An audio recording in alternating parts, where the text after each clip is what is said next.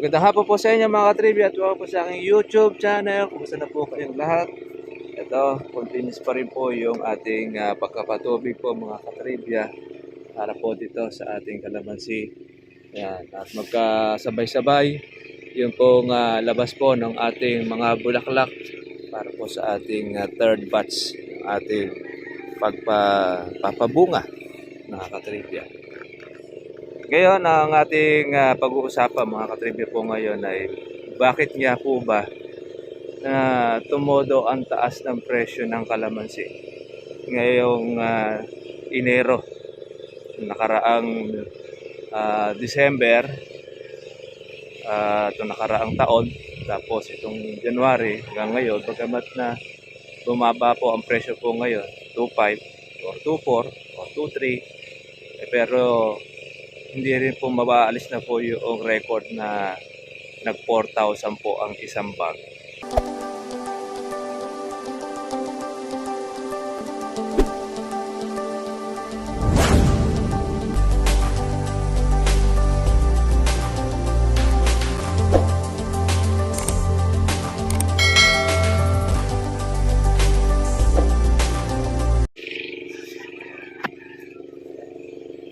Magandang hapon po sa inyo mga katribya at welcome po sa aking YouTube channel. Kumusta na po kayong lahat? Ito, continuous pa rin po yung ating pagkapatubig po mga katribya para po dito sa ating kalamansi. Ayan, at magkasabay-sabay yung pong labas po ng ating mga bulaklak para po sa ating third batch ng ating pagpapabunga mga katribya. Ngayon, ang ating pag-uusapan mga katribya po ngayon ay bakit nga po ba na tumodo ang taas ng presyo ng kalamansi ngayong Enero, nakaraang December,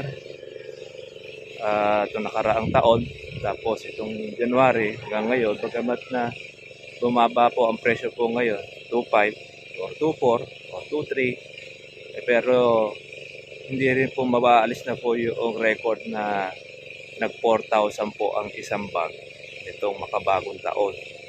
Kaya lang itong mga nakaraan na ito, siguro noong malaman po ng ating mga kababayan na gano'n ang naging presyo sa kabanatuan, ay mga nagdala ng kalamansi yung galing po sa parte po ng Davao at sa maging po sa iba-iba pong mga lugar. Ngayon mga katribya ay isang bagay po na dapat po natin na malaman na ang kalamansi, kaya po ganyan po na sumipa ang presyo ng kalamansi dahil alam naman po natin doon sa dati nating sitwasyon, kapag ka po kakaunti ang dumating o napitas ng kalamansi po natin, tataas po ang presyo nito. Pero kapag halimbawa naman marami po ang dating noong kalamansi, asahan po natin, bababa po ang presyo ng kalamansi. Kaya, isang bagay lang po na dapat po natin na maintindihan, mas maganda, meron po tayong pinalalaki, meron po tayong kumbaga bunga na inaabangan. Lahat po ng presyo natin ay matatamaan. At ng isa po mga ka-farmers, na dahilan, kaya naman po tumaas ang ganyan na hindi po natin inaasahan o expected na mabot po ng presyo na 4,000, 3,500 to 4,000. Marami po ngayon ang kalamansi na walang bunga or pitasin. Kasi noong December 25, mga ka-farmers, marami po ang mga nagpitasan kahit po mga maliliit, pinitas po nila. Kaya noong makabagong taon, doon po umalsa po ang presyo ng kalamansi. At tapos, ang isa pong dahilan, mga katribya, kaya naman po tumaas po ang ganyan ang kalamansi natin. Sira na po yung natawag natin na climate change. Dahil una-una, noong nakaraang taon, bukod po ng 2025, noong 2024, yung Disyembre, mula po October, November, December, 500 to 600 lang presyo ng kalamansi. Madalit salita, wala pong tumarget na marami noong time ng October, November at December. Kasi iniisip po nila baka po matapat uli doon sa 500 to 600 ng kalamansi. Kaya konti ang kanilang kitain. Ngayon, ang nangyari, yung mga nakapag-alaga po ng pang Disyembre tsaka Nobyembre, yun po mga ka-farmers po ang tumabo.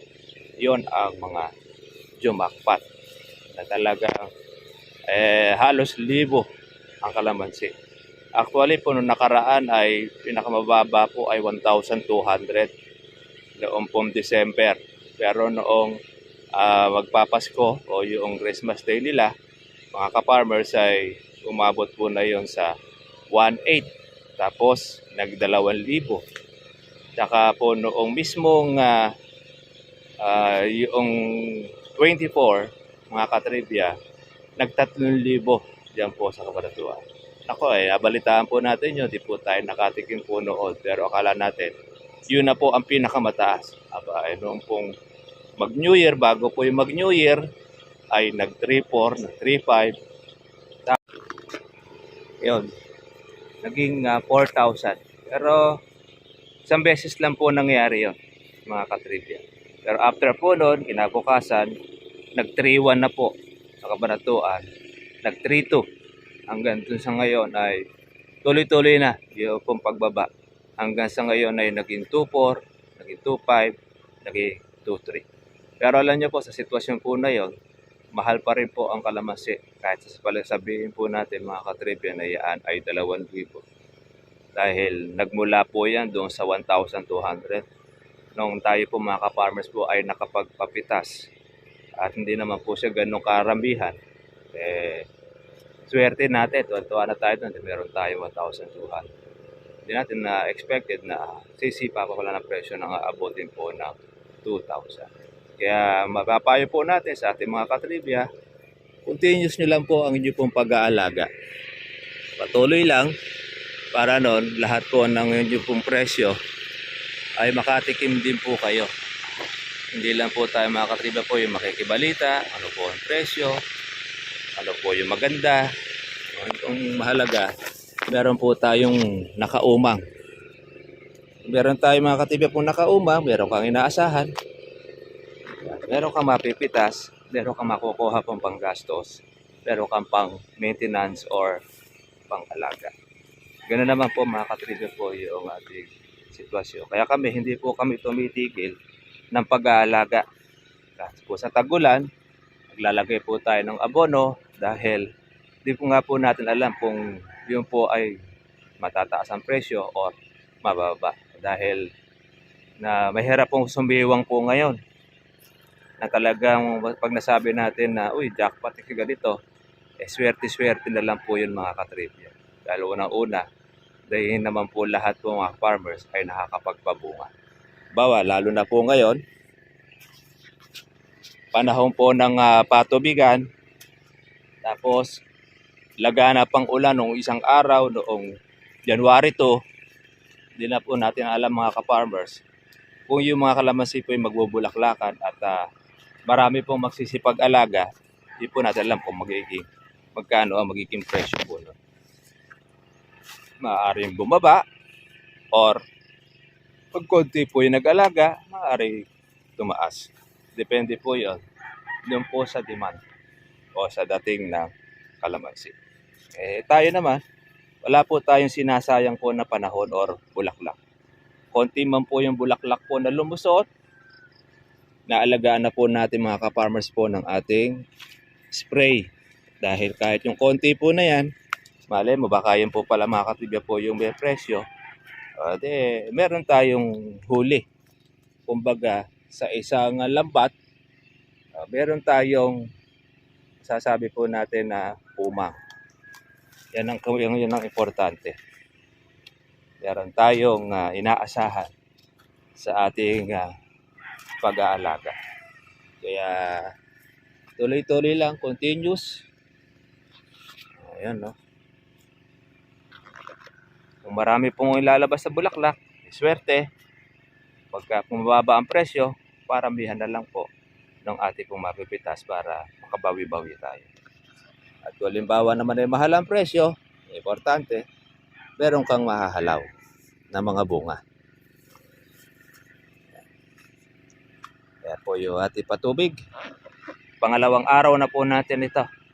Halos kalahati na po ang ating pong patubig. Kaya malamang po ngayon abutin po tayo ng mga 3.5 araw dito po sa ating 700 puno na kalamansi.